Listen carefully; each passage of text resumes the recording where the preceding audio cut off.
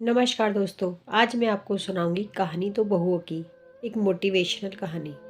नीता को तारीफ शब्द पता ही नहीं था। घर के सारे काम वह एकदम सही सही करती थी। खाना बहुत स्वादिष्ट बनाती थी।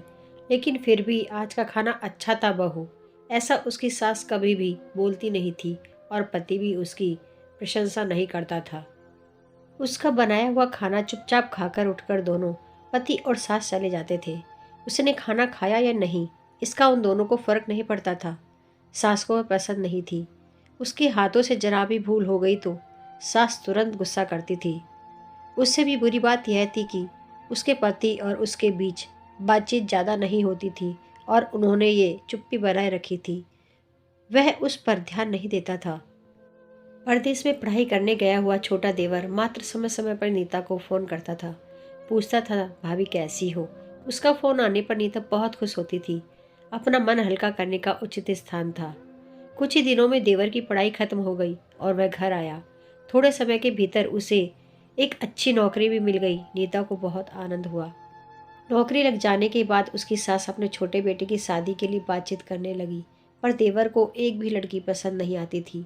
इसने ही बोला होगा उसे मना करने को। सोचकर सास नीता को ही दोष दे रही थी। नीता को चिंतित देखकर देवर ने अपनी माँ से कहा, मैं एक लड़की से बहुत प्यार करता हूँ, मैं उसी से शादी करूँगा। उसने जिद की। देवर जी, ये बात पहले बतानी थी ना।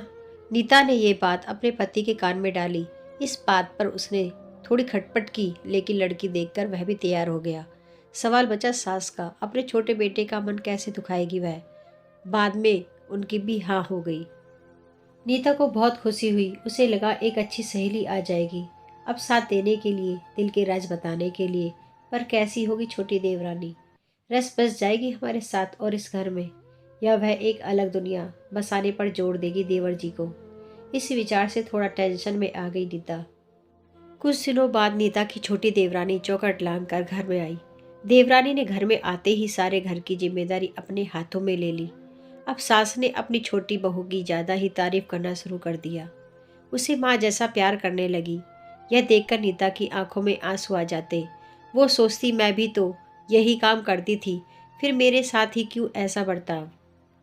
अब थोड़े दिनों बाद छोटी देवरानी पूरे घर पर राज करेगी और फिर मेरी जगह वहां पर कोने में होगी। अपने ही विचारे में हो गई नीता। नीता के भाव समझने पर छोटी देवरानी नीता के हाथ अपने हाथ में लेकर बोली, दीदी मुझे सब पता है, मुझे अपनी छोटी बहन समझिए, देखना बहुत जल्दी सब ठीक हो जाएगा। छोटी देवरानी ने पूरे घर की जिम्मेदारी तो ले ली, लेकिन कामों में कुछ न कुछ बार बार भूल करती थी। फिर देवरानी नीता के पास जाती और मदद मांगती थी। ऐसा रोज ही होने लगा। यह देखकर सास गुस्सा हो गई। मेरे रहते हुए छोटी बहू बड़ी बहू को क्यों पूछती रहती है। फिर सास भी रसोई घर में आकर चार काम शुरू करने लगी। धीरे धीरे वह छोटी बहू के साथ साथ अनजाने में बड़ी बहू से भी प्यार से बर्ताव करने लगी। प्यार से बोलने लगी, नए पदार्थ दोनों को सिखाने लगी, भूल समझकर समझाने लगी। अब सास और दोनों बहुओं में अच्छी दोस्ती होने लगी। इस वजह से बड़ी बहू का स्वभाव भी अच्छा होने लगा। उसके बहुत स्वभाव में खुलापन आ गया। सास भी दोनों के साथ कभी शॉपिंग तो कभी फिल्म देखने जाने लगी। वो अपनी दोनों बहुओं को समान प्यार करने लगी थी। इस वजह से घर का माहौल हंसता खेलता हो गया। इसके अलावा अपने भाई और उसकी पत्नी की बॉन्डिंग देखकर नीता का पति भी उसके साथ अच्छा व्यवहार करने लगा। यह देखकर छोटी बहू बहुत खुश हुई। दीदी घर पर पहले आपका ही हक था, ऐसा बोलकर छोटी बहू ने पूरे घर की जिम्मेदारी अपनी जेठानी को दे दी। साल भर में नीता के देवर को अच्छे वेतन और बड़ी पोस्ट पर स्थानांतरित किया गया।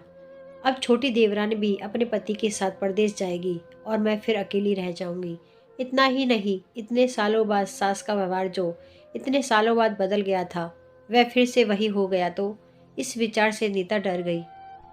देवरानी की नीता को इतनी आदत हो गई थी कि उसके बिना घर काटने को दौड़ेगा। देवरानी के आ जाने से घर का माहौल बदल गया था। वह थी ही ऐसी खुश मिजाज और ऊर्जावान, जैसे कि नाम से पता चलता है। यह देवरानी की हालत भी कुछ अलग नहीं थी। उसे दुख हुआ कि यदि यहाँ रहना पड़ा तो उसे अपने पति से दूर रहना पड़ेगा। नीता के देवर की जाने की गड़बड़ और देवरानी मात्र टेंशन के कारण नीता सोच में पड़ी। अंत में उसने देवरानी को पूछा तो देवरानी ने जवाब दिया कि दीदी मैं सारा दिन नए स्थान पर अकेली रहूंगी, उससे अच्छा मैं यहीं हूँ। आपके देवर को बोला है मैंने, शनिवार और रविवार की छुट्टी में आप ही यहाँ आ जाया करें। मैं भी उनके साथ जाया करूँगी बीच बीच में, थोड़ा बदलाव के लिए। उस पर वह बोलते हैं कि 6 महीनों में वापस यहाँ ही बदली करवा लूँगा मैं। अपने पति की नकल करते देवरानी बोली और छोटी देवरानी भी हंसने लगी। अपनी आंखों के आंसू पोंछते हुए नीता बोली, छोटी यह दिन वापस नहीं आने वाले। जाओ तुम अपने पति के साथ, उनके साथ भी तो कोई होना चाहिए ना। दीदी आपने मुझे बड़ी बहन का प्यार दिया, वैसे ही भैया के रूप में मैं एक बड़ा भाई मिला। यह भरा हुआ संसार छोड़कर मैं कैसे जाऊं? वहाँ अकेली का मन नहीं लगेगा। 6 महीनों का ही तो सवाल है, वह आते रहेंगे यहाँ पर। यह सुनकर नीता ने अपनी देवरानी को खुश होकर गले लगाया।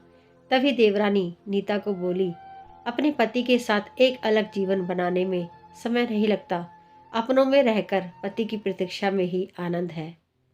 दोस्तों, दो अलग अलग घर और ससुराल से आने वाली यह लड़कियां अपने नए घर के लिए सब कुछ करती हैं, पता ही नहीं चलता कि कब एक दूसरे की आदत हो जाती है।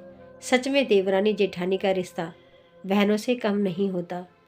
धन्यवाद।